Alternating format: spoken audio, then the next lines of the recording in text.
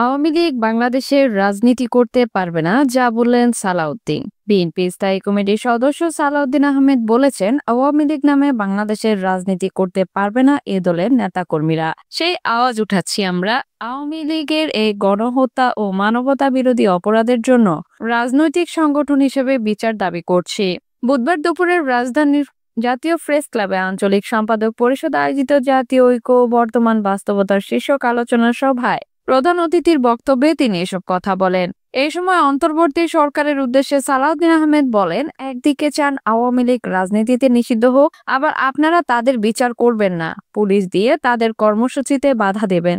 এ তো স্ববিরোধিতা, এটা ঠিক নয়। তিনি বলেন, আমরা স্পষ্ট বলে দিতে চাই, বৈপ্লবিক গণ অভ্যুত্থানের মধ্য দিয়ে এদেশের মানুষ আওয়ামী লীগকে প্রত্যাহার করেছে, আওয়ামী ফ্যাসিবাদের রাজনীতিকে প্রত্যাখ্যান করেছে, তাদের বিতাড়িত করেছে।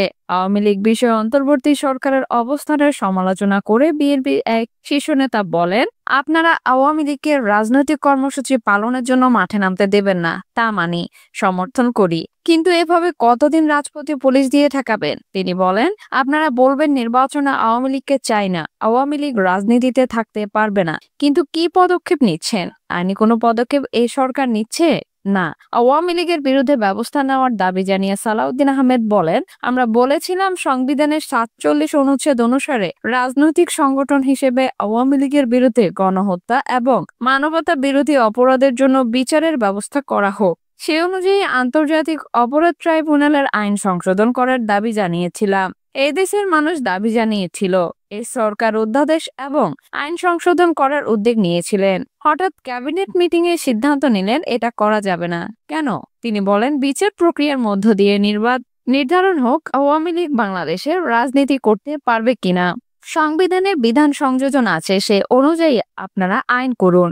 বিএনপির নেতা বলেন, কেউ কেউ বলতে শোনা যাচ্ছে, আন্তর্জাতিক অপরাধ আদালতে যাদের বিচার হচ্ছে সেই বিচারে হয়তো অবজারভেশন আসবে আওয়ামী লীগের রাজনীতির বিষয়ে। সেটা অত্যন্ত দুর্বল অবজারভেশন হবে।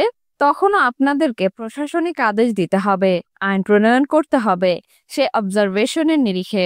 এখন যদি আপনারা সোচ্চার হন বিচারের জন্য, বাংলাদেশের মানুষ চায় বাংলাদেশের ফ্যাসিবাদী রাজনীতির একদম নির্মূল হয়ে যাক, সেই ব্যবস্থা আপনারা নিতে পারেন। সালাউদ্দিন আহমেদ বলেন, বিচার বিভাগ সংস্কারের মধ্যে সে রিপোর্ট আসবে কিনা জানি না, তবে নিশিরাতের বিচারকদের বহাল রেখে বাংলাদেশের বিচার ব্যবস্থাকে চূড়ান্তভাবে স্বাধীন করা যাবে কিনা, রাখা উচিত হবে কিনা তাদের বহাল রেখে আমার সন্দেহ আছে।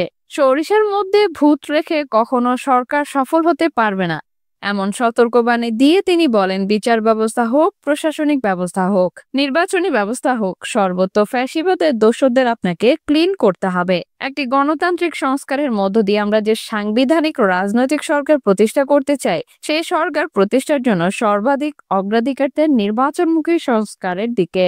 বিএনপি স্থায়ী কমিটির এই সদস্য বলেন, নির্বাচনমুখী সংস্কারের জন্য যে সমস্ত সংস্কার স্বল্পমেয়াদে সংস্কার করা দরকার সেগুলো চিহ্নিত করতেন। সব মহলের সঙ্গে আলোচনা করুন, সেগুলোর আইনি সংস্কার করুন। আইনি সংস্কারের পর যদি প্রাতিষ্ঠানিক সংস্কারের প্রয়োজন হয় সেটা করবেন। সেজন্য কত সময় লাগবে সেটা আমরা জানি।